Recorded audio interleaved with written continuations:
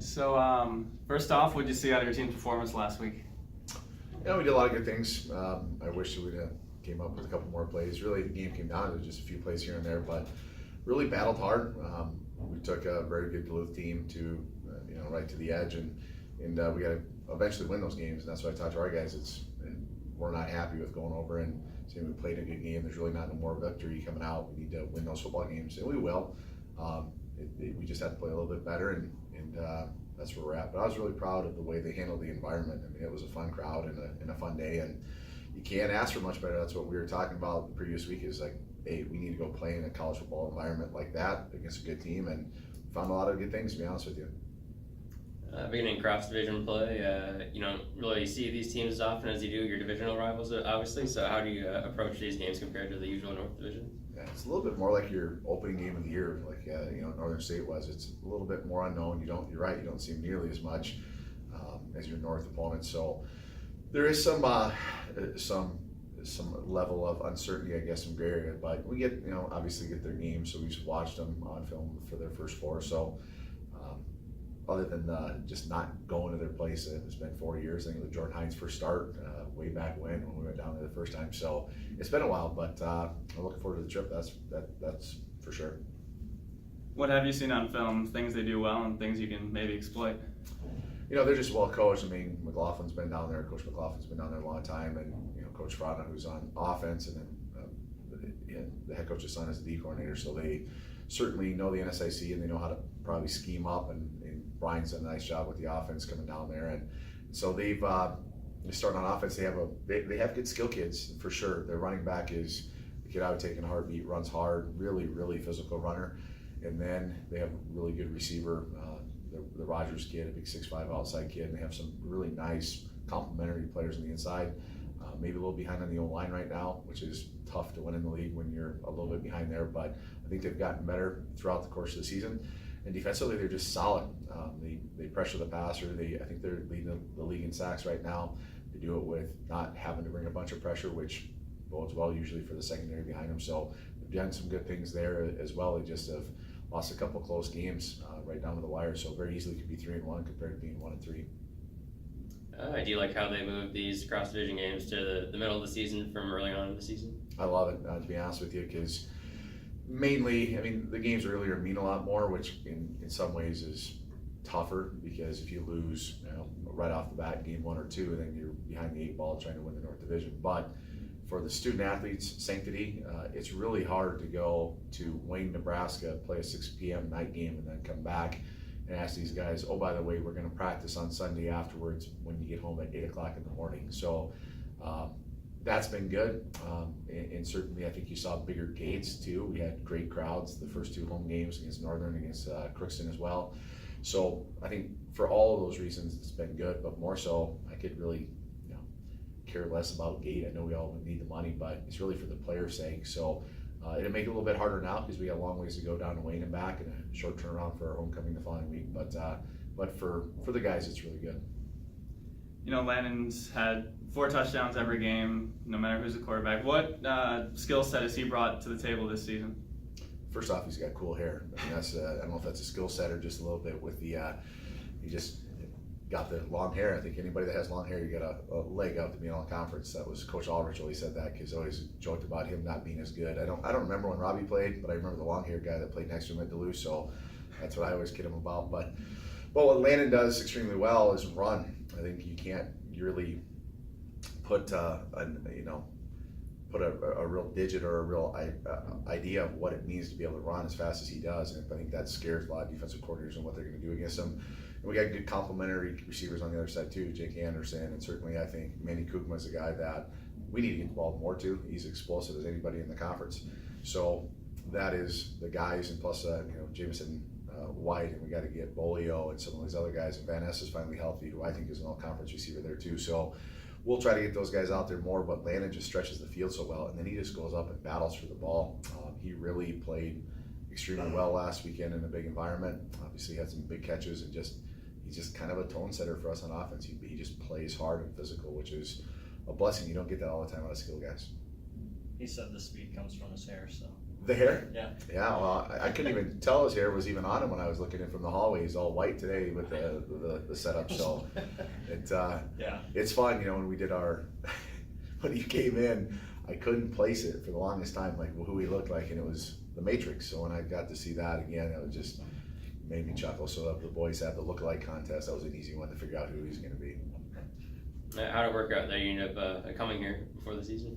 What's that? How did it work out that Landon came here? It was a fluky deal. He was just looking for a fresh start, to be honest with you, and he reached out to me and Coach Pike, and Coach Pike reached out to him. And sometimes you get a lot of emails about transfers, but he had a little bit of a tie with some family in Minnesota, so that helped me knowing his coach that he was at when he was out at Central Washington, to be able to figure out and talk to him a little bit more about what the kid was like.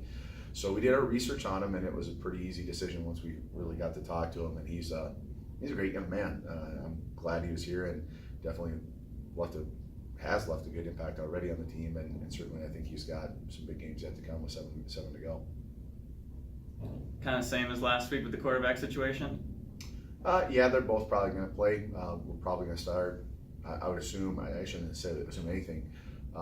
We'll probably go with the same rotation to start the game. I think that's the plan. But Alec obviously stepped up to the plate last week and can throw the ball. And then what we need to be able to do, we need to be able to throw the ball a little bit more consistently. I wish we would probably played him a little bit earlier last week, to be honest with you, and got him in the game. But Jared was doing a good job. He was managing and running the ball, and he just missed some throws. And Jared's going to win us a game or two this year yet too. So it depends on kind of probably how the game's going, which one gets the hot hand. But all things considered, yeah, they're both going to be playing pretty much all year long. But I'm happy for Alec. He stepped into, when you're 18-year-old, you go to Duluth and have to get thrown in the second half down 9-0 and had us up at the end of the third quarter. So pretty proud of what he was able to do last week. So how does it seem that you always seem to be able to chase down any of those deep balls that they're throwing your way? Just great ball placement. Quarterback has a lot of time. He, the O-line, they give him plenty of time to actually get the ball just in the perfect spot. And when I see the ball in the air, I just, everything slows down. I just got to chase it down. Yeah, how does your speed kind of just create an extra dimension for the offense, having that player who can just take the top off the defense? You always got someone that, can take the top off, and it helps out a lot, especially with the run game. People are scared of the deep ball, and people are scared of, our receiving core just going out and making catches, and, it opens up that box for our running backs to go right up the middle or wherever they need to go. How would you describe your skill set as a receiver? My skill set? Fast. That's my thing. I'm fast, and just wherever the ball is at, I catch it. People, they can work on their technique all they want, but after watching film, I know how to expose somebody, and I use my speed to my advantage. Yeah, you've been able to have success with all the quarterbacks you've had this year. How have you been able to kind of develop that relationship with all of them? I think just me and Brandon kind of hit it off at first, just because the connection there was almost instantly. So we always just kind of clicked, and then actually I came here probably about 2 weeks before report date, and I actually came with Alec, and we kind of sat down a lot of meetings, and that's how we kind of connected. And then during summer ball, me and Jared connected a lot. So we all kind of had a lot of timing down, a lot of good connection, chemistry going on before anything happened. You were at Central Washington last year, at Cerritos College before that. How did you end up at BSU? This last year just, Central Washington wasn't the right place for me, and I was going through my contacts, and I was like, which coach, did I connect with a lot, and which school might need me. And Coach Bish actually picked up the phone. There was only probably 2 or 3 coaches that ended up, contacting me back, and he was just like, I actually went to a Division II in Minnesota. Would you play in Minnesota? And I was like, I'll play wherever football takes me. And he sent them the film. They liked it. They said, come out. We'll give you a shot. And that was all that I was really asking for. And then I guess it just took off from there. Yeah, coming into the season, did you think you'd have this large of a role in the offense right away? every time I go somewhere new, I've kind of jumped around, you know, like you said, Cerritos and then Central. You know, at first I always kind of just sit back and see, you know, where my role might be. And, you know, I felt everyone kind of, you know, agreed that, you know, maybe I could play a big role in, like you said, taking the top off of some defenses. And, you know, just with the chemistry, I just fit in with the team. And I guess, you know, I make a decent impact along with everyone else. But Do you think you have the best hair on the team? oh, hands down. Always got the best hair. Has this always been your look? What do you mean? With you know, long hair, dreads, whatever. Yeah, I started it about 7 years ago. I started off with just cornrows, and I had a bunch of friends in high school that were like, you know, do it, and I was like, okay, I'm gonna try it out, and then actually started PRing in track. I started getting faster actually, so I was like, you know, maybe that's where the speed comes from, you know, the hair. So I just took off with it. I'm ready. First off, just I guess looking forward, what have you seen out of Wayne State so far on film?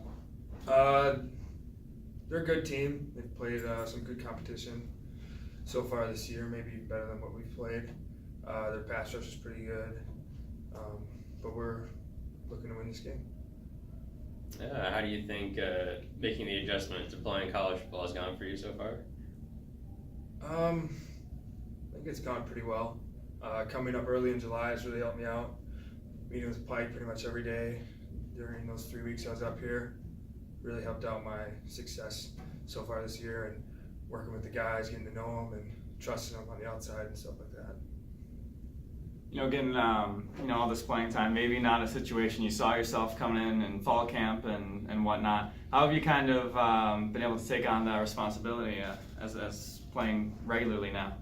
They told me in July that you know, if stuff hits the fan, that I'm going to be the guy or Jared's going to be the guy, and it's just whoever steps up and makes plays. And I mean, it's just kind of how I've lived my life. I did it in high school, sophomore year, same kind of thing. Kid tears his ACL, I step up and I start till I graduate, and now I'm here doing the same thing. How would you describe the skill set you have that you bring to the quarterback position?